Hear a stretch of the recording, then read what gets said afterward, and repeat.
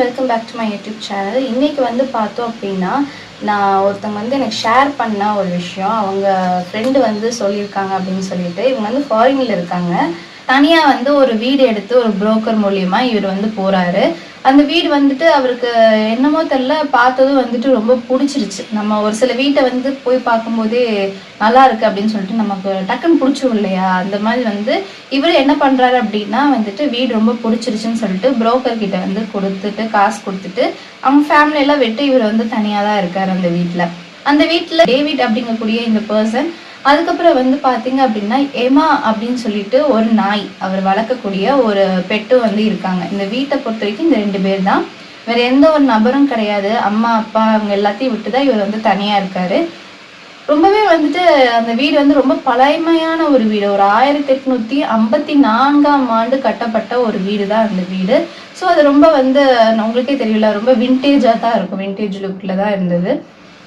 அந்த வீடு பார்த்தீங்க அப்படின்னா யாருமே இல்லை. ஒரு 2 வாரம் வந்து பார்த்தீங்கன்னா எப்பவும் போல் அவருக்கு வந்து நாட்கள் வந்து போய்கிட்டே இருந்திருக்கு. அவர் வந்து என்ன பண்ணுறாரு அப்படின்னா, இன்னும் அவருக்கான அந்த வீட்டில் என்ன நடக்குது அப்படிங்கக்கூடிய ரியலைசேஷனே அவருக்கு இல்லை. கொஞ்சம் கூட வந்து அவர் அதை ரியலைஸ் பண்ண, அந்த பொருள் வந்து ஒரு பொருள் நம்ம எடுக்கிறோன்னா என்ன பண்ணுவோம், இந்த இடத்துல வச்சோன்னா நம்ம அந்த இடத்துல வைப்போம். மிஞ்சி போனால் வந்து நம்ம வீட்டில் யாராவது ஆட்கள் வந்து எடுத்து வைப்பாங்க, அங்கங்கே போவோம். பட் அந்த வீட்டில் வந்துட்டு அந்த மாதிரி எந்த ஒரு விஷயமும் வந்து சொல்லவே முடியாது. ஏன்னா அந்த வீட்டில் வந்து பார்த்தீங்கன்னா யாருமே இல்லை. இவரும் இவரோட டாக் மட்டும்தான் வந்துட்டு அந்த வீட்டில் இருக்க. டேவிட்க்கு வந்து பார்த்தீங்க அப்படின்னா தினமும் வந்துட்டு அவர் வாக்கிங் போகிறது அந்த மாதிரியான பழக்கம்லாம் இருக்குது. அப்படிங்கிறதுனால டாகை கூட்டிகிட்டு வந்து அவர் எப்போவுமே வந்துட்டு வாக்கிங் போவார். அந்த மாதிரி வாக்கிங் போயிட்டு வரும்போது ஆட்டோமேட்டிக்காக பார்த்தீங்க அப்படின்னா அவர் வச்சிருந்த பொருள் எல்லாம் வந்துட்டு நிறைய விஷயங்கள் வந்து களைஞ்சு கிடக்கிறது, எடுக்கிறது அப்படின்னு சொல்லிட்டு நிறைய விஷயங்கள் வந்து போயிட்டுருக்கு. இதெல்லாம் இவர் என்ன பண்ணுறாரு அப்படின்னா, நம்ம தான் ஏதோ ஞாபகம் மருதியில் அங்கங்கே வச்சுருப்போம் அப்படின்னு சொல்லிட்டு வந்து இவர் என்ன பண்ணுறாரு, சரி அப்படின்னு சொல்லிட்டு ஏதோ ஒரு பெரிய விஷயமா எடுக்கல. ஒரு நாள் என்ன ஆயிருக்கு அப்படின்னா, இவர் வந்துட்டு காரில் வந்து டிரைவ் பண்ணிட்டு அவர் என்ன பண்ணுறாரு, மறுபடியும் வீட்டுக்கு வர்றாரு. வீட்டுக்குள்ளே வந்ததும் பார்த்தீங்கன்னா லாக் பண்ணப்பட்ட ஒரு வீட்டில் ஸ்மோக்கிங் வந்து வாசனை வந்து வருது. ஸ்மோக் பண்ணுவாங்களே, சிகரெட் ஸ்மோக்கிங் வாசனை வந்து வந்திருக்கு. இவருக்கு வந்து ஒன்றுமே புரியலை. நம்ம வீட்டில் டாகை தவிர்த்து வேறு யாரும் கிடையாது, நம்ம தான் இருக்கோம், நமக்கும் அந்த ஸ்மோக்கிங் பழக்கம் இல்லை. பட் என்ன இது ஸ்மோக்கிங் பழக்கம்லாம் வாசனைலாம் வருது அப்படின்னு சொல்லிட்டு அவர் வந்து ரொம்ப கன்ஃபியூஸ் ஆகிருக்காரு. அதுக்கப்புறம் அது மட்டும் தானேன்னா நிறைய இந்த மாதிரி வந்து கண்ணுக்கே அவருக்கு தெரியல, பட் நிறைய விஷயங்கள் அவர் சுற்றி நடந்துகிட்டே இருக்கு. அதுக்கப்புறம் வந்து பெர்ஃப்யூம், ஒரு பயங்கரமான ஒரு பெர்ஃப்யூம். அவர் அந்த பெர்ஃப்யூம் யூஸ் பண்ணவே மாட்டார். ஆனால் அந்த வீட்டில் அவர் இருக்கக்கூடிய அந்த வீட்டில் வந்து என்ன நடக்குது அப்படின்னா, அவருக்கு நல்ல ஒரு பெர்ஃப்யூம் ஸ்மெல்லாம் வந்துட்டு வருது. இங்கேருந்துடா இது வருது அப்படின்னு சொல்லிட்டு அவர் வந்து மண்டே வந்து உடைக்காத குறையா அவர் வந்து பயங்கர கன்ஃபியூஷனில் ஆயிடுறாரு. இது வந்து ஒருவேளை வந்து பேயுடைய விஷயமா இருக்குமோ அப்படின்னு சொல்லிட்டு அவர் ரொம்ப பயப்பட ஆரம்பிக்கிறாரு. அவர் பயந்ததுக்கு ஏற்ற மாதிரியே என்ன ஆகுது அப்படின்னா, ஒரு நாள் வந்துட்டு ஃபாரின்லாம் வந்து கீழே வந்து கார்பெட் போட்டிருப்பாங்க. அதை நம்ம மிதிச்சோம் அப்படின்னா வந்துட்டு அமுங்கும்.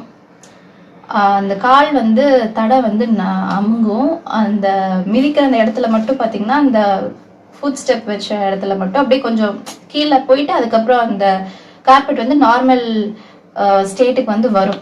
ஸோ அந்த மாதிரியான ஒரு கார்பெட்டில் என்ன பண்ணுறாங்க அப்படின்னா, இவர் வந்து கண்கூட பார்க்குறாரு, அந்த கார்பெட்டில் வந்து யாரோ வந்து ஷூவால் நடந்து போனால் எப்படி இருக்குமோ, ஒரு பர்சன் வந்து ஷூ போட்டு நடந்து போனால் எந்த மாதிரியான ஒரு விஷயம் ஏற்படுமோ அதே மாதிரியான விஷயம் அந்த கார்பெட்டில் வந்து அமுங்கி போகிறத வந்துட்டு இவர் பார்க்குறாரு. ரொம்ப பயப்படுறாரு. இதை பற்றி நம்ம யார்கிட்ட சொல்கிறது அப்படின்னு சொல்லி கூட அவ்வளோ பயப்பட ஆரம்பிக்க. ஏன்னா அவர் தனி மனிதனா, ஒரு டாக் மட்டும்தான் இருக்கு அந்த வீட்டில் வந்து இருக்காங்க. கொஞ்ச நாளுக்கு அப்புறம் வந்து பார்த்தீங்க அப்படின்னா, அவங்க அம்மா வந்து இந்த வீட்டுக்கு வந்து பையனை பார்க்கறதுக்கு வராங்க. அப்படி பையனை பார்க்கறதுக்கு வர்றப்போ வந்து கொஞ்சம் ஸ்டே பண்ணி அவங்க குடும்பத்தோடு வந்து வெளியே போகிறதுக்காக, பையனை கூட்டிகிட்டு போகிறதுக்காக அவங்க அம்மா வந்திருக்காங்க. அப்படிதான் வந்து என்ன பண்ணியிருக்காங்க அப்படின்னா, இந்த பையன் என்ன பண்ணியிருக்கான் அப்படின்னா, டாகை வந்து எப்பவும் போல் வந்துட்டு வாக்கிங் கூட்டிகிட்டு போகிறதுக்காக வந்திருக்காங்க அந்த மார்னிங் டயத்தில்.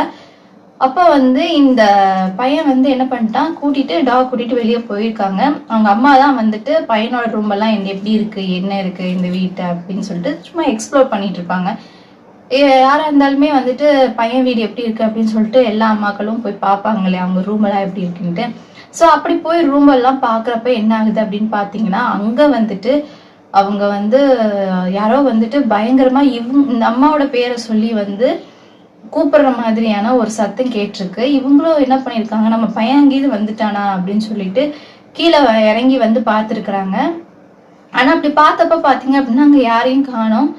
இதை வந்து அவங்க பையன்கிட்ட சொல்றப்ப அவங்க அந்த பையன் வந்துட்டு இந்த விஷயத்த நம்ம அம்மா கிட்ட சொல்லலாமா, இல்லை அவங்களும் வந்து பயப்படுவாங்களா, இந்த வீட்டில் இந்த மாதிரியான விஷயம் அமானுஷ்யமான விஷயங்கள்லாம் நடக்குது அப்படின்னு சொன்னா அவங்க எப்படி எடுத்துப்பாங்க அப்படிங்கிற ஒரு பயத்திலேயே வந்துட்டு இந்த பையனும் வந்து இருந்துட்டு இருக்கான். அதே மாதிரி பார்த்தீங்கன்னா அவங்க ஃப்ரெண்டை வந்து ஒரு நாள் வந்து இந்த டேவிடை வந்து கூப்பிட வராங்க. அப்படியே அந்த டேவிடை பார்க்க வர அந்த ஃப்ரெண்டு என்ன பண்றாரு, கொஞ்சம் வந்து நான் ஃப்ரெஷ்அப் ஆயிக்கிறேன்டா, எனக்கு வந்துட்டு டயர்டாக இருக்கிற மாதிரி இருக்குது, இவ்வளோ நாள் இவ்வளோ தூரம் ட்ராவல் பண்ணிட்டு வந்து அப்படின்னு சொல்லிட்டு என்ன பண்ணியிருக்கிறாங்க அப்படின்னா, அவருடைய அந்த வீட்டோட ஷவரில் வந்து குளிச்சுட்டு பாத்ரூமில் அவர் வந்து என்ன பண்ணியிருக்காருன்னா துவட்டிட்டு இருந்திருக்காரு. அப்படி துவட்டிட்டு இருந்திருக்கிறப்போ யாரோ வந்து பின்னாடி பிடிச்சி அவரை இழுக்கிற மாதிரியான ஒரு உணர்வு வந்து அவருக்கு ஏற்பட்டிருக்கு. யார் அது, பின்னாடி யாருமே இல்லை. பட் இருந்தாலும் பார்த்தீங்கன்னா அவரை யாரோ வந்து பிடிச்சி பின்னாடி இழுத்தா எப்படி இருக்கும், நம்ம இருக்கோம் நமக்கு பின்னாடி ஒருத்தவங்க வந்து பிடிச்சி இழுத்தா டக்குன்னு அந்த மாதிரி வந்து அவருக்கும் வந்து இதாயிருக்கு. இதை வந்து அவங்க ஃப்ரெண்டு கிட்ட வந்து டேவிட் கிட்ட வந்து அவங்க ஃப்ரெண்டு சொல்லியிருக்காங்க. சொல்லும்போது இது மட்டும் இல்லடா, இந்த மாதிரி விஷயம்லாம் நடக்குது, இங்க யாரோ இருக்காங்க, என் கண்ணுக்கு மட்டும்தான் தெரியல, ஆனா இங்க யாரோ இருக்காங்க, இது ஒரு ஹாண்டடான ஒரு வீடா இருக்கு, நான் என்ன பண்றது எனக்கு தெரியல அப்படின்னு சொல்லிட்டு அவர் வந்து சொல்லியிருக்காரு. அதுக்கப்புறம் வந்து என்ன பண்ணியிருக்காங்கன்னா அவங்க ஃப்ரெண்டு அவங்கெல்லாம் சேர்ந்து இன்னொரு வீட்டுக்கு வந்துட்டு இவங்க வந்து மறுபடியும் வந்து குடி மாற்றி போயிடுறாங்க. இப்போ இதே மாதிரி வந்து நிறைய விஷயங்கள் வந்துட்டு உண்மையா நடந்த சம்பவங்கள் அப்படின்னு சொல்லிட்டு நிறைய விஷயங்கள் இருக்கு.